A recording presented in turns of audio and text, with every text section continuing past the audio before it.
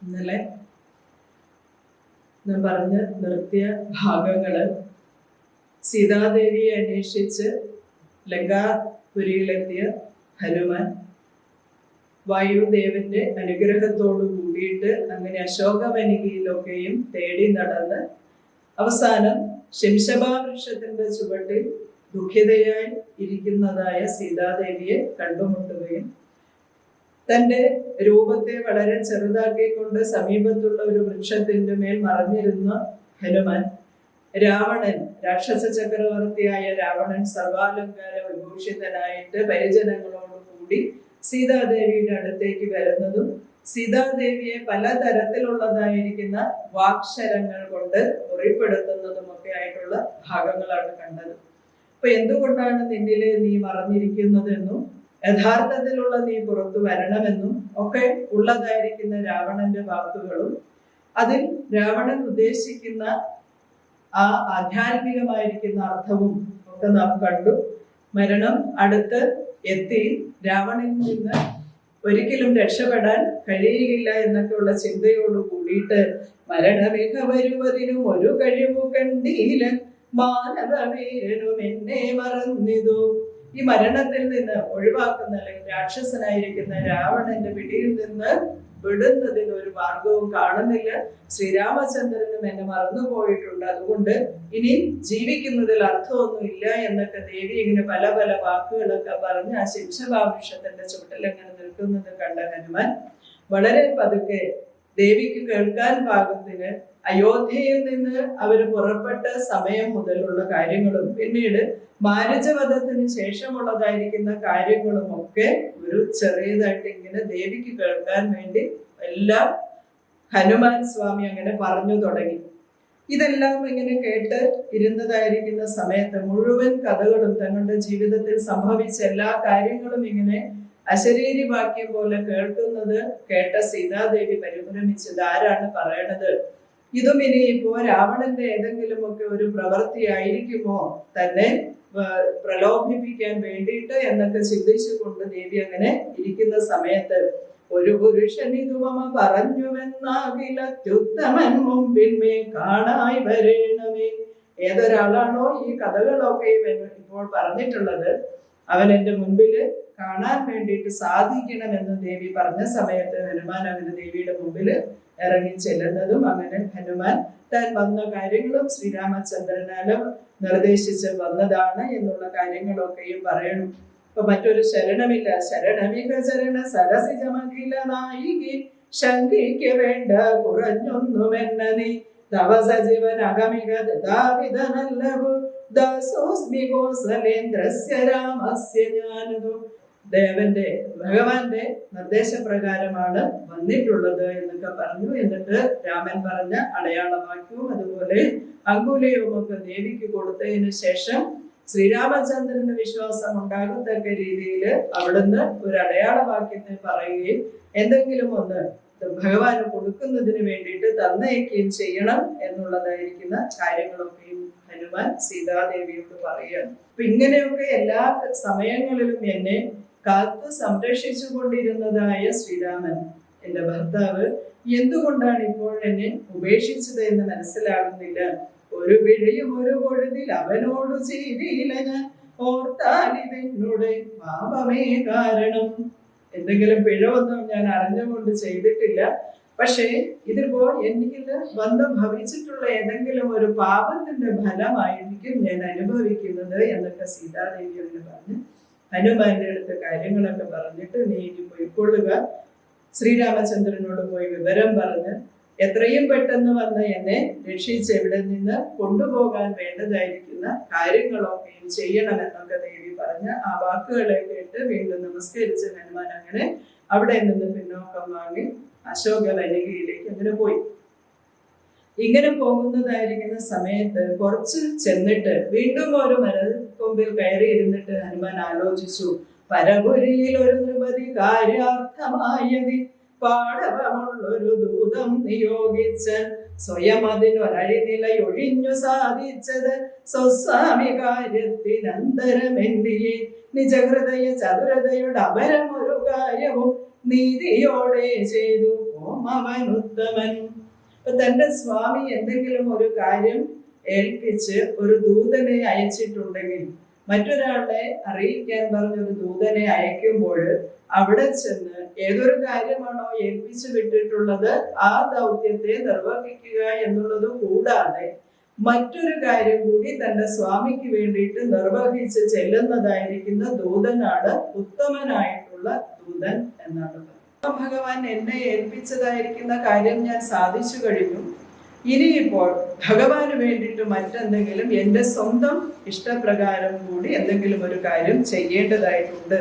അതിനെന്ത് ചെയ്യണം എന്ന് വിചാരിച്ച് അങ്ങനെ കുറച്ചു നേരം ആലോചിച്ചിരുന്ന് അങ്ങനെ ചുറ്റുമൊക്കെ നോക്കിയതായിരിക്കുന്ന സമയത്ത് മനസ്സിലങ്ങനെ തോന്നിയിട്ടാണ് അതിനു പെരുവഴിയും ഇത് സുദൃഢമിതി ചിന്ത ചെയ്താരാമമൊക്കെ പൊടിച്ചു തുടങ്ങിന മിഥില നൃപമകൾ മരുമതി വിമല ശിംശവൃക്ഷമൊഴിഞ്ഞുള്ളതൊക്കെ തകർത്തവൻ.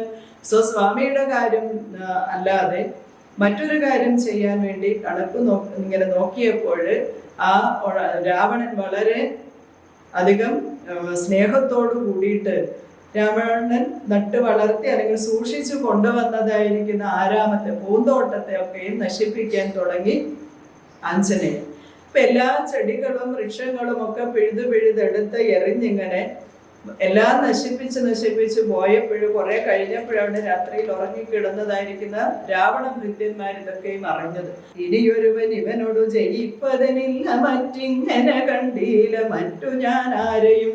ഇപ്പൊ ഇത്രയും രാക്ഷസന്മാര് ചെന്ന് എതിർത്തിട്ട് കേവലം ഒരു വാനരനോട് ജയിക്കാൻ സാധിക്കാതെ അവരൊക്കെയും തോറ്റ് പിന്മാറിയ വിവരമറിഞ്ഞ രാവണന്റെ മനസ്സിൽ ഒരു ആകുലതയും ഭീതിയും ഒക്കെ ഉണ്ടായി. അധിക സമയമൊന്നും എടുത്തില്ല.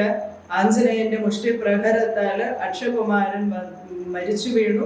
ഈ വിവരമറിഞ്ഞ രാവണനും വല്ലാത്ത ദുഃഖമായി തന്റെ പുത്രന്റെ ദുഃഖത്തില് വിഷമിച്ചങ്ങനെ ദുഃഖിച്ചിരിക്കുന്ന സമയത്ത് വീണ്ടും ഇന്ദ്രജിത്താണ് ആഞ്ജനേയനെ എതിർക്കാൻ വേണ്ടിയിട്ട് പുറപ്പെട്ടു പോയത്. ഇന്ദ്രജിത്ത് ചെന്ന് യുദ്ധം ചെയ്ത് കുറച്ചു സമയമൊക്കെ രണ്ടുപേരും തമ്മിൽ വലിയ യുദ്ധങ്ങളൊക്കെ നടന്നു. പിന്നീട് ആഞ്ജനേയനെ തോൽപ്പിക്കാൻ കഴിയുന്നില്ലെന്ന് മനസ്സിലായപ്പോഴാണ് മേഘനാഥൻ ആ ബ്രഹ്മാസ്ത്രം എഴുതത്.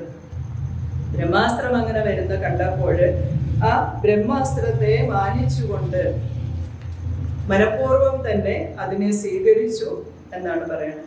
അതിനുമൊരു കെടുതി അവൻ ഇല്ലെന്നു കാണുകയാൽ അംബോധ സംഭവ ബാണമേ നീടിനാൻ അനിലജനും അതിനെ ബഹുമതിയോടുടനാദരിച്ച കന്തമോഹിച്ചു വീണിതു ഭൂതലെ. ഇപ്പൊ ബ്രഹ്മവസ്ത്രം വരുന്നത് കണ്ടപ്പോൾ അതിനെ മാനിക്കേണ്ടതുള്ളത് കൊണ്ട് ഹനുമാൻ അതിനെ സാദരം സ്വീകരിച്ച് ഏറ്റിട്ട് ബോധശൂന്യനായിട്ട് മനഃപൂർവ്വം എന്നുള്ളത് പോലെ മോഹിച്ചങ്ങനെ വീണു. ഇത് അവസരത്തില് ഹനുമാനെ ബന്ധിച്ച് കൊണ്ടുപോയി രാവണ സഭയിൽ കൊണ്ടുപോയി നിർത്തുകയും ചെയ്തു. ഹനുമാനെ തന്റെ മുൻപിൽ കണ്ട രാവണൻ എന്തിനാണ് ഇവൻ വന്നിട്ടുള്ളത് എന്നുള്ളതായിരിക്കുന്ന കാര്യങ്ങളൊക്കെയും ചോദിച്ച് മനസ്സിലാക്കുന്നതിന് വേണ്ടിയിട്ട് തന്റെ മന്ത്രിപ്രവരനായിരിക്കുന്ന പ്രഹസ്തനെയാണ് ഏൽപ്പിച്ചത്. അങ്ങനെ പ്രഹസ്തനെ ഏൽപ്പിച്ചു കഴിഞ്ഞപ്പോൾ പ്രഹസ്തൻ വളരെ ന്യായമായിട്ട് വളരെ അനുനയ ഭാവത്തിലൊക്കെ അങ്ങനെ ചോദിച്ചു ആഞ്ജനേയന്റെ അടുത്ത്, എന്തിനാണ് നീ ഇവിടെ വന്നിട്ടുള്ളത്? ഒരു ഭയവും നിനക്ക് ആവശ്യമൊന്നുമില്ല. ആരാണ് നിന്നെ പറഞ്ഞയച്ചത്? കാര്യം പറഞ്ഞാൽ മതി, നിന്നെ പറഞ്ഞ് അയക്കുന്നുണ്ട്, നിനക്കൊരു ദോഷമൊന്നും വരികയില്ല എന്നൊക്കെ ഉള്ളതായിരിക്കുന്ന ചോദ്യങ്ങള് വളരെ അനുനയ ഭാവത്തിലൊക്കെ പ്രഹസ്തൻ ചോദിക്കുകയാണ് ചെയ്യണത്. ഇങ്ങനെയുള്ള ചോദ്യങ്ങളൊക്കെ ചോദിക്കുമ്പോൾ ഹനുമാൻ അതിനൊക്കെ ന്യായമായിട്ട് മറുപടിയൊക്കെ പറയും. രാക്ഷസന്മാരെ കൊന്നത് എന്തിനാണെന്ന് ചോദിച്ചപ്പോൾ എനിക്ക് എൻ്റെ മൃത്യുവിൽ എന്നെ കൊല്ലാൻ വന്നതുകൊണ്ട് ഞാൻ അവരെ കൊന്നതാണ്.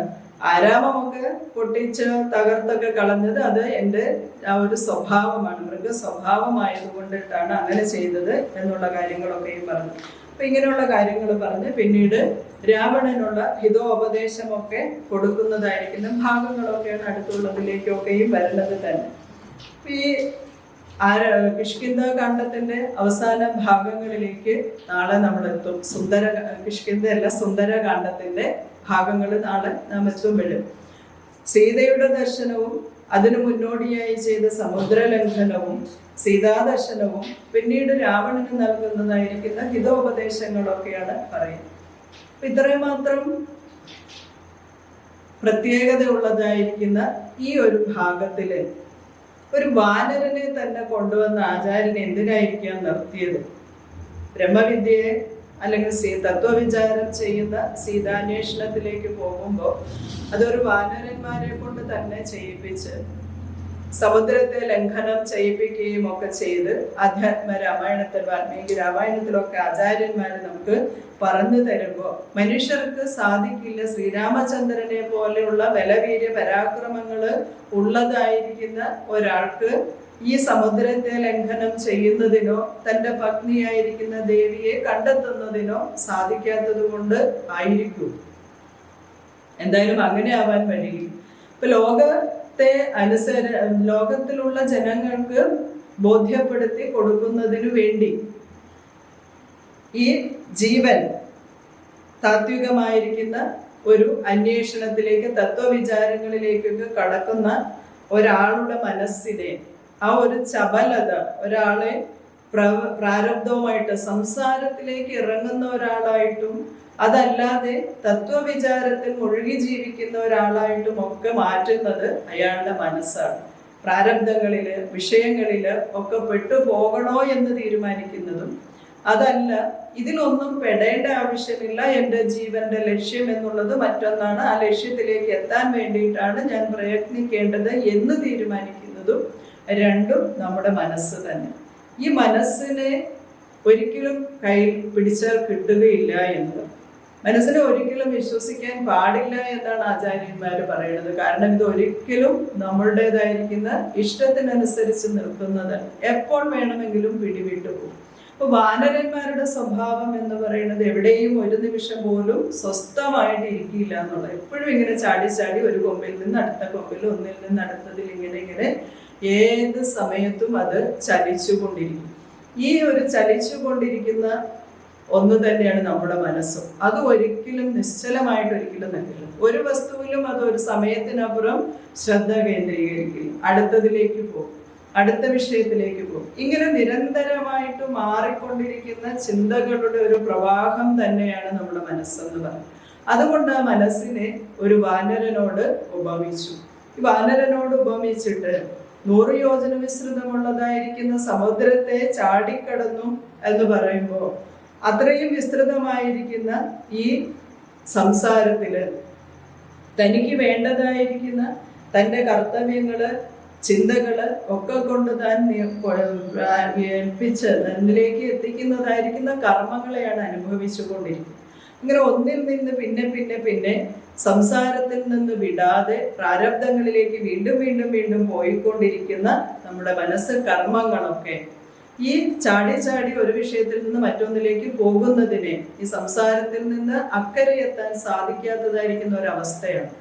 കാരണം ഓരോ നിമിഷം പ്രതി ഇങ്ങനെ വന്നു പോയിക്കൊണ്ടിരിക്കുകയാണ് നമ്മുടെ മനസ്സിൽ.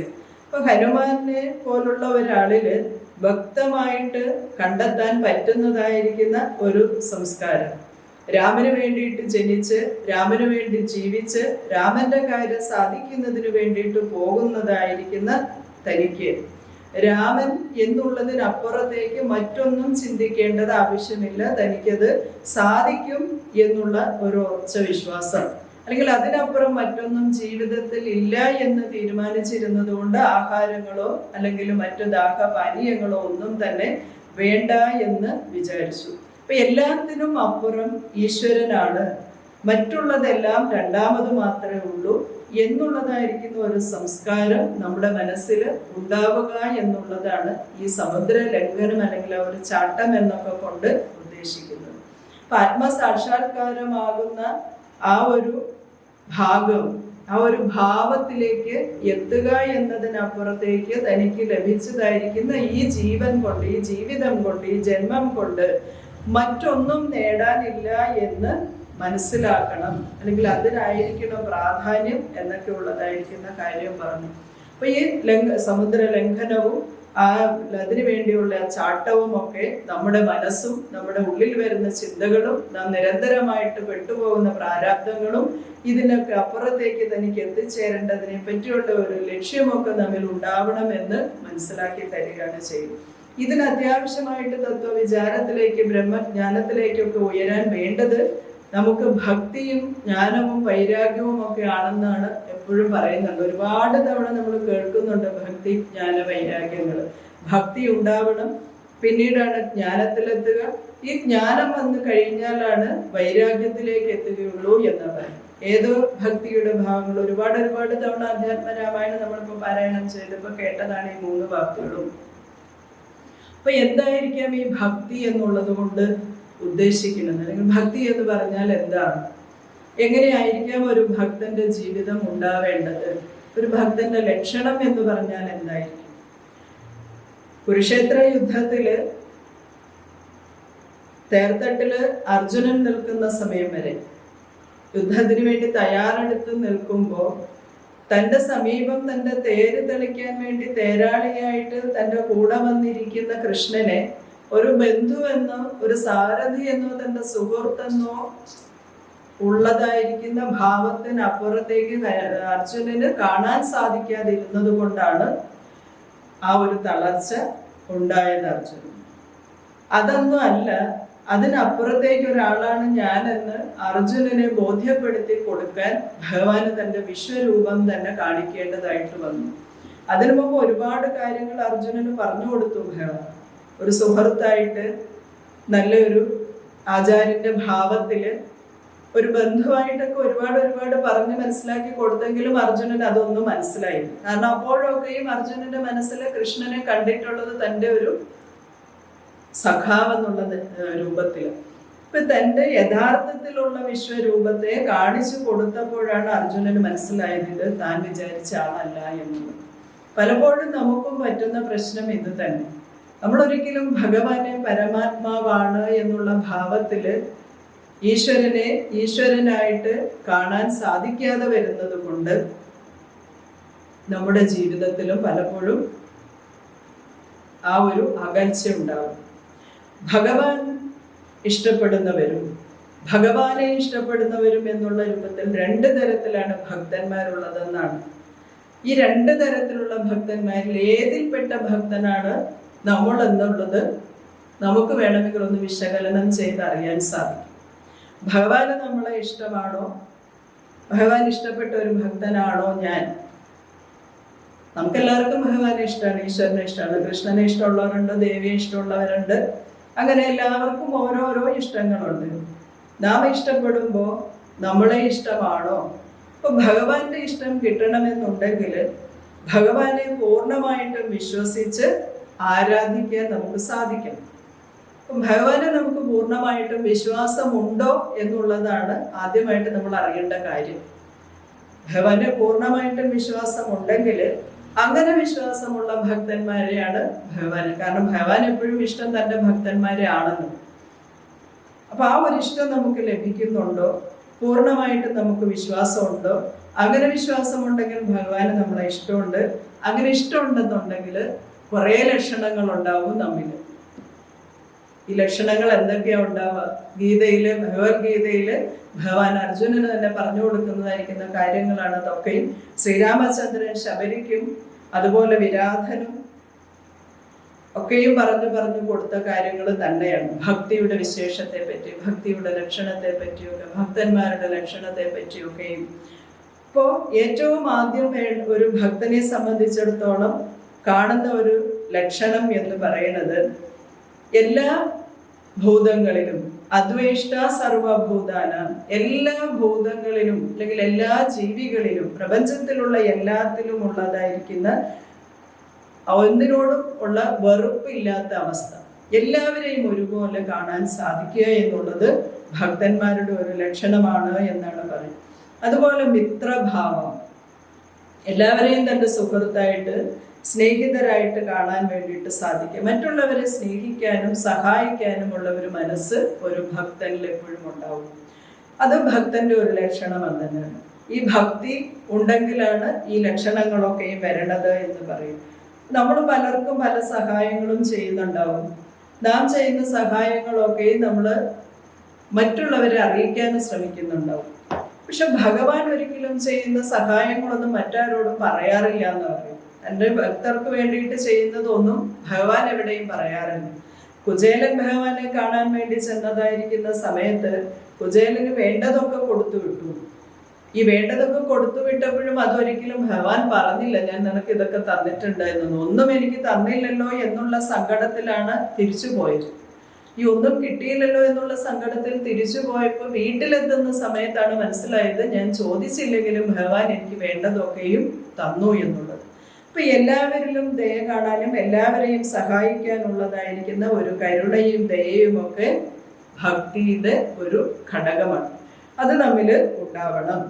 വേണ്ടവർക്ക് വേണ്ടിയിട്ട് സഹായം ചെയ്യാൻ നമുക്ക് സാധിക്കണം. നിർമ്മമത്വം ഉണ്ടായിരിക്കണം. ഒന്നിലും എന്റേത് എന്നുള്ളതായിരിക്കുന്ന ഒരു ഭാവം പാടില്ല. നിരഹങ്കാരി ആയിരിക്കണം ഭക്തൻ. അഹങ്കാരം എന്നുള്ളത് ഉണ്ടാവാൻ പാടില്ല. ക്ഷമയുണ്ടാവണം. നമ്മുടെ ജീവിതത്തിലെ പ്രശ്നങ്ങളിൽ നമുക്കുണ്ടാവുന്ന ബുദ്ധിമുട്ടുകൾ ഏതിലും ക്ഷമയോട് കൂടിയിട്ട് അതിനെ നേരിടാൻ വേണ്ടിയിട്ട് സാധിക്കണം. സന്തുഷ്ടി ഉണ്ടാവണം. എപ്പോഴും മനസ്സ് സന്തോഷമായിരിക്കാൻ വേണ്ടി ഒരു ഭക്തന് കഴിയും. ആ ഒരു ഗുണം വളർത്തിക്കൊണ്ടുവരാൻ സാധിക്കണം. എല്ലായ്പ്പോഴും നമ്മുടെ ഏതൊരവസരത്തിലും നമ്മെ നിയന്ത്രിക്കാനുള്ളതായിരിക്കുന്ന ഒരു മനസ്സുണ്ടാവണം. ദേഷ്യം, കോപം, എടുത്തുചാട്ടം ഇതൊക്കെ ഉണ്ടാവാൻ പാടില്ല എന്നാണ് പറയുക ഭക്തിയിൽ. ഇതൊക്കെ ഭക്തിയിലേക്ക് എത്തുന്ന അല്ലെങ്കിൽ ഭക്തന്മാരുടെ ലക്ഷണങ്ങൾ തന്നെയാണ്. ഏതിലും ദൃഢനിശ്ചയം ഉണ്ടാവും ഒരു ഭക്തനെ സംബന്ധിച്ചിടത്തോളം. ഈശ്വരനുള്ള ദൃഢനിശ്ചയവും വിശ്വാസവും തൻ്റെ ഭക്തിയിൽ ഇളക്കം വരാതെ സൂക്ഷിക്കാനുള്ളതായിരിക്കുന്ന കഴിവുണ്ടാവും.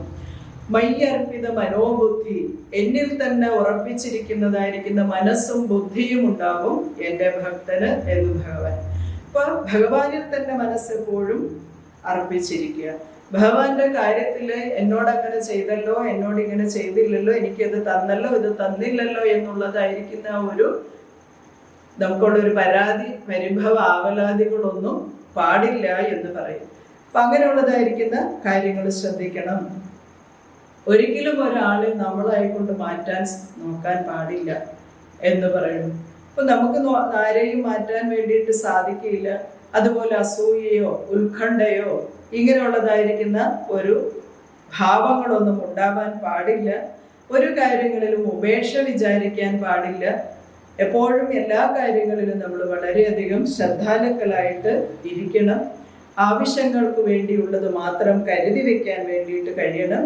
നമ്മുടെ ചിന്തകളെയൊക്കെയും ശുദ്ധീകരിക്കാൻ സാധിക്കണം മനസ്സുകൊണ്ട്. എപ്പോഴും ഭക്തിയുടെ ആ ഒരു ശക്തി എപ്പോഴും നമ്മിൽ ഉണ്ടാവണം എന്നാണ് പറയുന്നത്. ഭക്തിയിൽ നിന്ന് നമുക്ക് നേടിയെടുക്കാനുള്ളത് ശക്തിയാണ്. മുക്തിക്ക് വേണ്ടിയല്ല ഭക്തി നാം പഠിച്ചു വരേണ്ടതെന്ന് പറയുന്നു. അപ്പൊ ശക്തരായിട്ട് തീരാൻ സാധിക്കുക, ഭയമില്ലാതാവാൻ കഴിയുക എന്നുള്ളതാണ് ഭക്തി കൊണ്ട് നമുക്ക് കിട്ടുന്നതായിരിക്കുന്ന ഏറ്റവും വലിയ നേട്ടം.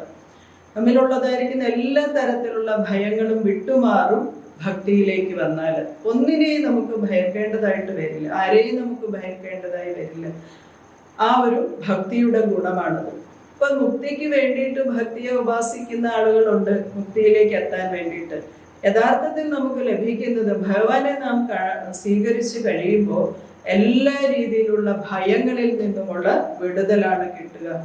ഉദാസീനത എന്നുള്ളതായിരിക്കുന്ന ഒരു ഭാവം ഭക്തനിൽ ഉണ്ടാവും. എപ്പോഴും എന്ത് തന്നെ സംഭവിക്കുമ്പോഴും ഒന്നിലും വ്യാകുലപ്പെടാതിരിക്കാനുള്ളതായിരിക്കുന്ന ഒരു മനസ്സ് ഉണ്ടാവുമെന്ന് പറയും. നമുക്കൊക്കെ എപ്പോഴും പലതരത്തിലുള്ള ദുഃഖം ഇങ്ങനെ മനസ്സിൽ കൊണ്ടു നടക്കുന്നവരാണ്. നാം എപ്പോഴും ദുഃഖിക്കുന്നത് പലപ്പോഴും ഇപ്പോൾ നടക്കുന്ന വർത്തമാനകാലത്തെ വിചാരിച്ചായിരിക്കില്ല നമ്മുടെ ദുഃഖം. നമ്മുടെ ദുഃഖം എപ്പോഴും ഭൂതകാലത്തെ വിചാരിച്ചിട്ടായിരിക്കും.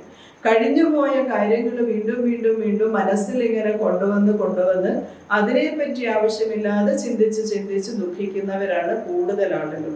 എത്രയോ വർഷം മുമ്പ് ജീവിതത്തിൽ സംഭവിച്ചു പോയ ഒരു കാര്യമായിരിക്കും, അത് കഴിഞ്ഞു പോയിട്ടുണ്ടാവും. പക്ഷെ അത് നമ്മുടെ മനസ്സിൽ നിന്ന് നമ്മൾ ഒരിക്കലും വിട്ടുകളയില്ല. അതിനെ തന്നെ വീണ്ടും വീണ്ടും ഓർമ്മിച്ച് നമ്മൾ ദുഃഖിച്ചുകൊണ്ടിരിക്കും. ഭൂതകാലം എന്നുള്ളത് നമുക്ക് പഠിക്കാനുള്ളതാണ് അനുഭവങ്ങൾ. അതിങ്ങനെ കൊണ്ടു നടക്കാനുള്ളതല്ല. വർത്തമാനകാലത്തിൽ ജീവിക്കാൻ സാധിക്കണം ഭക്തനെ സംബന്ധിച്ചിടത്തോളം എപ്പോഴും എന്ന് പറയും. അപ്പൊ ഒന്നും ഇഷ്ടമില്ലാത്തത് വന്നാലും ഇഷ്ടമുള്ളത് വരുമ്പോഴും ഏത് തന്നെയായാലും ഒന്നിനെയും നമ്മൾ ഒരു പരിധിയിൽ കൂടുതലായിട്ട് ഒരു ഭക്തൻ ആഗ്രഹിക്കുകയില്ല. ഈ ലോകത്തിൽ ജീവിക്കുമ്പോൾ എല്ലാത്തിലും ഒരു മിതമായിരിക്കുന്ന ആഗ്രഹം മാത്രമേ ഭക്തൻ വെച്ചു പുലർത്തുകയുള്ളൂ എന്ന് പറയും. ശുഭമായിരിക്കുന്ന കാര്യം വന്നാലും അശുഭമായിരിക്കുന്ന കാര്യം വന്നാലും ഒന്നിലും യാതൊരു രീതിയിലുള്ളതായിരിക്കുന്ന ഒരു ഭാവം ഉണ്ടാവില്ല. ഒരാൾ കൂടുതൽ സ്തുതിച്ചു എന്ന് വിചാരിച്ചിട്ടോ കുറെ പ്രശംസിച്ചു എന്ന് വിചാരിച്ചിട്ട് കുറച്ച് സന്തോഷമോ, ഇനി കുറെ ആളുകൾ നിന്ദിച്ചു എന്ന് വിചാരിച്ചോ പരിഹസിച്ചു എന്ന് വിചാരിച്ചോ അപമാനിച്ചു എന്ന് വിചാരിച്ചോ ദുഃഖമോ ഒരു ഭക്തനെ സംബന്ധിച്ചുണ്ടാവുകയില്ല. അപ്പൊ തുല്യമായിരിക്കും നിന്ദയെയും സ്തുതിയെയും തുല്യമായിട്ട് കാണാൻ സാധിക്കുക എന്നുള്ളത് ഭക്തിയുടെ ഒരു അല്ലെങ്കിൽ ഒരു ഭക്തന്റെ ലക്ഷണമാണെന്നാണ് പറയുന്നത്. ഒരുപാട് മിത്രമെന്നോ അല്ലെങ്കിൽ ശത്രുവെന്നോ ഉള്ളതായിരിക്കുന്ന ഒരു ഭാവം ഒരിക്കലും ഭക്തനിൽ ഉണ്ടാവുകയില്ല. എല്ലാവരും ഈശ്വരന്റെ അംശം തന്നെയാണ്, എല്ലാവരിലും ഉള്ളത് ഭഗവാന്റെ ചൈതന്യം തന്നെയാണ്. അതുകൊണ്ട് തന്നെ എനിക്കൊരു ശത്രുവില്ല, ഒരു മിത്രമ കൂടുതലായിട്ടുള്ള ഒരു മിത്രമൊന്നുമില്ല. ഒരാൾ കൂടുതൽ ദേഷ്യത്തിലും വരുന്നില്ല, ഇനി ഒരാൾ കൂടുതലായിട്ട് സ്നേഹത്തിലും വരുന്നില്ല. എല്ലാവരെയും ഒരുപോലെ തന്നെ കാണാൻ ഭക്തന് സാധിക്കണം എന്നാണ് പറയുന്നത്. ദുഃഖമുണ്ടാകും, സുഖമുണ്ടാകും. ഇങ്ങനെ ദുഃഖങ്ങളോ സുഖങ്ങളോ ഒക്കെ വരുമ്പോഴൊന്നും എല്ലാത്തിലും ഒരു നിസ്സംഗമായിരിക്കുന്ന അവസ്ഥയെ കാണാൻ സാധിക്കണം. സുമിത്രയെ പോലെ. സുമിത്ര അങ്ങനെയായിരുന്നു. നിസ്സംഗതയുടെ ഒരു ഉദാഹരണമായിട്ടാണ് സുമിത്ര കണ്ടത്, നമുക്ക് കാണാൻ സാധിക്കുന്നത്. ഏത് രീതിയിൽ ആ ഒരു നിസ്സംഗ ഭാവത്തിൽ തൻ്റെ മകനെ കാട്ടിലേക്ക് അയക്കാൻ ആ അമ്മയ്ക്ക് സാധിച്ചുവോ, അതിനുശേഷം തൻ്റെ ഭർത്താവിനെ യാതൊരു കുറ്റവും പറയാതെ ഒരു പത്നിയുടേതായിരിക്കുന്ന ആ ഒരു കടമയോട് കൂടിയിട്ട് ജീവിക്കാൻ സുമിത്രയ്ക്ക് സാധിച്ചത് ഈ ഒരു നിസ്സംഗത ആ മനസ്സിലുള്ളത് കൊണ്ടാണ്. അത് വേണം. അപ്പൊ എല്ലാ രീതിയിലും ഉള്ളതായിരിക്കുന്ന ആ ഒരു ഭാവത്തെ കൊണ്ടുവരാൻ സാധിക്കണം ഭക്തന് എന്നാണ് പറയുന്നത്. പിന്നെ ഏറ്റവും അത്യാവശ്യമുള്ളതായിരിക്കുന്ന ഒരു കാര്യമാണ് മൗനം എന്നുള്ളത്. കുറെയൊക്കെ മൗനം ശീലിക്കണം ഭക്തന്മാരായിട്ടുള്ളത്. അത് ഭക്തന്റെ ഒരു ലക്ഷണം തന്നെയാണ്. വെറുതെ ഇങ്ങനെ സംസാരിച്ച് സമയം കളയാനായിട്ട് ഭക്തന് താല്പര്യം ഉണ്ടാവില്ല. അതുകൊണ്ടാണ് മുനി എന്നൊക്കെ അറിയപ്പെടുന്നത്. അതുകൊണ്ടാണ് മൗനം എടുക്കുക എന്ന് പറഞ്ഞാൽ ആരോടും മിണ്ടാതെ ഒരു മുറിയിൽ കയറി ഒളിച്ചിരിക്കുക എന്നൊന്നുമല്ല, മനനം ചെയ്തുകൊണ്ടിരിക്കുന്നത് കൊണ്ടാണ് മുനി എന്ന് പറയുക. മൗനമായിട്ടിരിക്കുകയും താൻ അറിഞ്ഞതായിരിക്കുന്ന കാര്യങ്ങളെ നിരന്തരമായിട്ട് മനനം ചെയ്തുകൊണ്ടിരിക്കുകയും ഈശ്വരനെ പറ്റി, ഈശ്വരന്റെ കഥകളെ പറ്റി, ആ മഹത്വത്തെ പറ്റി, മഹിമകളെ പറ്റി ഇങ്ങനെ നിരന്തരമായിട്ട് മനസ്സിൽ മനനം ചെയ്യണം. അങ്ങനെ നിരന്തരമായിരിക്കുന്ന മനനം ചെയ്തത് കൊണ്ടാണ് ദുന്ദുഭിക്ക് 7 ദിവസം കൊണ്ട് മോക്ഷപ്രാപ്തി ഉണ്ടായത്. മറ്റു ധാരാളം ആളുകൾ രാവിലെ മുതൽ വൈകുന്നേരം വരെ ഭഗവാന്റെ കഥകൾ കേട്ടു എങ്കിലും നിരന്തരമായിട്ട് അവർ കേട്ടുകൊണ്ടിരുന്നു എങ്കിൽ പോലും സ്വന്തമായിട്ട് പ്രകടിതമായിരിക്കുന്ന ഒരു ശരീരം ഇല്ലാതെ അദൃശ്യനായിരുന്ന ദുന്ദുഭി മാത്രമാണ് 7-ാം ദിവസം മോക്ഷപ്രാപ്തി എത്തിയതും ഭഗവത് രൂപത്തെ പ്രാപിച്ചതും ഭഗവാനിലേക്ക് എത്താൻ സാധിച്ചതും അതുവരെയും താൻ ചെയ്തതായിരിക്കുന്ന എല്ലാ കർമ്മങ്ങളിൽ നിന്നും വിടുതൽ കിട്ടിയതും ഈ മനനം എന്നുള്ളത് കൊണ്ട് മാത്രമാണ്. നമ്മളൊക്കെയും ധാരാളം കേൾക്കും, കേട്ടതൊക്കെ അങ്ങനെ പോകും, ഒന്നും നമ്മുടെ മനസ്സിലിരിക്കില്ല, നാം ഒന്നും അറിയില്ല, മനനം ചെയ്യില്ല. ഇന്ന് കേട്ടത് ഇന്ന് കളഞ്ഞു, നാളെ കേൾക്കാനുള്ളത് കേൾക്കും, കേട്ടത് അപ്പോൾ കളയും, ഒന്നും നമ്മിലിരിക്കുന്നില്ല. അതുകൊണ്ട് തന്നെ നമുക്ക് ഒരിക്കലും ഈശ്വരന്റെ മഹത്വത്തെ പറ്റി അറിയാനും സാധിക്കും. ഇരുന്നുകൊണ്ട് ഭഗവാന്റെ കഥകളെ, ഭഗവാന്റെ മഹത്വത്തെ, മഹിമകളെ മനനം ചെയ്ത് ഉറപ്പിക്കാൻ സാധിക്കുന്നതാണ് ഭക്തന്റെ ഒരു യോഗ്യത അല്ലെങ്കിൽ പ്രത്യേകമായിരിക്കുന്ന ഒരു ഗുണം എന്ന് പറയും. നമ്മളെ സംബന്ധിച്ചിടത്തോളം ഈ ലോകത്തിൽ നടക്കുന്നതായിരിക്കുന്ന കാര്യങ്ങളെ ഒന്നിനെയും മാറ്റി മറിക്കാൻ സാധിക്കില്ല. നമുക്ക് ചെയ്യാൻ പറ്റുന്നത് ആകെ ഉള്ളത് ഈ ഒരു ജന്മം കിട്ടിയിട്ടുണ്ട്, ആ ജന്മത്തില് ജീവിക്കുക എന്നുള്ളത് മാത്രമാണ് നമ്മുടെ ജോലി. നമുക്കത് മാത്രമേ ചെയ്യാൻ പറ്റൂ. അതുകൊണ്ട് നമ്മളും ജീവിക്കുക. ലോകത്തെ മാറ്റിമറിക്കാനൊന്നും നമ്മളാരും വിചാരിച്ചാൽ സാധിക്കില്ല. അതുകൊണ്ട് മാറ്റങ്ങൾ ഉണ്ടാക്കാൻ വേണ്ടി മറ്റൊരാളെ മാറ്റാനും നന്നാക്കാനും വേണ്ടിയിട്ട് നമ്മൾ സമയം മെനക്കെട്ടിട്ട് കാര്യമില്ല. കാരണം ആര് വിചാരിച്ചാലും മറ്റൊരാളെ നന്നാക്കി കൊണ്ടുവരാൻ സാധിക്കില്ല. അതുകൊണ്ട് പ്രത്യേകമായിട്ട് ഭഗവാൻ പറഞ്ഞത്, നിന്റെ ബന്ധുവും നീ തന്നെയാണ്, നിന്റെ ശത്രുവും നീ തന്നെയാണ്. നിനക്ക് ഉയരണമെന്നുണ്ടെങ്കിൽ നീ സ്വയം തീരുമാനിക്കണം. എല്ലാം പറഞ്ഞു കഴിഞ്ഞിട്ട് ഗീത മുഴുവനും ഉപദേശിച്ചു കൊടുത്തതിന് ശേഷം ഭഗവാൻ അർജുനനോട് പറഞ്ഞ കാര്യം അത് മാത്രമാണ്. നിനക്കറിയാനുള്ളതും അറിയിക്കേണ്ടതുമായിരിക്കുന്ന കാര്യങ്ങളെല്ലാം ഞാൻ പറഞ്ഞു തന്നു. ഈ പറഞ്ഞു തന്ന കാര്യങ്ങളൊക്കെ വേണമെങ്കിൽ നിനക്ക് സ്വീകരിക്കാം, അല്ലെങ്കിൽ സ്വീകരിക്കാതിരിക്കാം. അത് നിന്റെ മാത്രം ആ ഒരു സ്വാതന്ത്ര്യമാണ്. അപ്പൊ ആരെയും നമുക്കായിട്ട് ഉയർത്താൻ പറ്റില്ല, ആരുടെ ആത്മാവിനെയും ഉയർത്താൻ പറ്റില്ല, ഒരാളെയും നന്നാക്കാൻ പറ്റില്ല. അതുകൊണ്ട് തന്നെ ലോകത്തെ മാറ്റിമറിച്ചേക്കാന്നോ, ആൾക്കാരെ നന്നാക്കിയേക്കാന്നോ, അവർക്ക് വേണ്ടിയിട്ട് എന്തെങ്കിലും ചെയ്തേക്കാന്നോ ഒന്നും വിചാരിച്ച് സമയം കളഞ്ഞിട്ടൊന്നും കാര്യമില്ല. ആകെ നമ്മൾ ചെയ്യേണ്ടത് നമുക്ക് തന്ന കർമ്മങ്ങൾ, നമുക്ക് കിട്ടിയ ജീവിതം നമ്മൾ ജീവിക്കുക എന്നുള്ളത് മാത്രമാണ് ചെയ്യേണ്ടത് എന്ന് പറയും. അപ്പൊ ഉപാസനയ്ക്കുള്ളതായിരിക്കുന്ന ഒരു ഭക്തിയായിട്ട് വേണം നമ്മുടെ ഭക്തി നമ്മൾ വളർത്തിക്കൊണ്ടുവരാൻ. ഭൗതികമായിരിക്കുന്ന നേട്ടങ്ങൾക്കോ ഈ പ്രപഞ്ചത്തിന്റെ സുഖ സൗകര്യത്തിനോ വേണ്ടിയിട്ട് ഭക്തിയെ മാറ്റാതെ ഉപാസന മാർഗത്തിന്റെ നേട്ടത്തിനായിക്കൊണ്ട് ഭക്തിയെ മാറ്റിക്കൊണ്ടുവരണം. ജീവാത്മാവും ആയിരിക്കുന്ന ജീവാത്മാവും പരമാത്മാവും, ഈ ജീവനും ഈശ്വരനും തമ്മിലുള്ള ബന്ധം അതെപ്പോഴും നമ്മുടെ മനസ്സിൽ ഉണ്ടാവുക തന്നെ ചെയ്യും. ഈ പ്രപഞ്ചത്തിലുള്ളതായിരിക്കുന്ന സകല ആളുകളുടെയും ശ്രദ്ധയും അവരുടെ വിളിയൊക്കെ നമ്മൾ കേൾക്കും. പക്ഷെ ഈശ്വരന്റെ വിളി മാത്രം പലപ്പോഴും നമ്മൾ കേൾക്കാറേ ഇല്ല. ഭഗവാൻ നിരന്തരമായിട്ട് നമ്മുടെ ഉള്ളിൽ ഹൃദയത്തിൽ സ്പന്ദനമായി ചലനമായി നമ്മുടെ തന്നെ ആ ഹൃദയ പത്മത്തിൽ വസിക്കുന്ന ഈശ്വരനെ നമ്മൾ കാണാറില്ല, ആ വിളി നമ്മൾ കേൾക്കില്ല. പക്ഷേ എപ്പോഴും പ്രപഞ്ചത്തിലുള്ള ധാരാളം വിളികൾ നമ്മൾ കേട്ടുകൊണ്ടിരിക്കും. പല വിഷയങ്ങൾ വിളിക്കുന്നത് നമ്മൾ കേൾക്കും, എത്ര ദൂരത്തിരുന്നാലും കേൾക്കും. നമ്മുടെ തന്നെ ഉള്ളിലുള്ളതായിരിക്കുന്ന ഈശ്വരന്റെ വിളി നമുക്ക് പലപ്പോഴും കേൾക്കാൻ സാധിക്കാറില്ല. അങ്ങനെ സാധിക്കാതെ നമ്മൾ അശ്രദ്ധയോടുകൂടി മാറുമ്പോഴും ഈശ്വരൻ നിശ്ചയിച്ചു കഴിയുമ്പോൾ നമ്മുടെ അടുത്തേക്ക് ഒരു ഗുരുവിനെ അയക്കും. ഒരു ബ്രാഹ്മണ രൂപത്തില് അല്ലെങ്കിൽ ഗുരുവായിക്കൊണ്ട് ആരെങ്കിലും നമ്മുടെ മുമ്പിൽ വരും.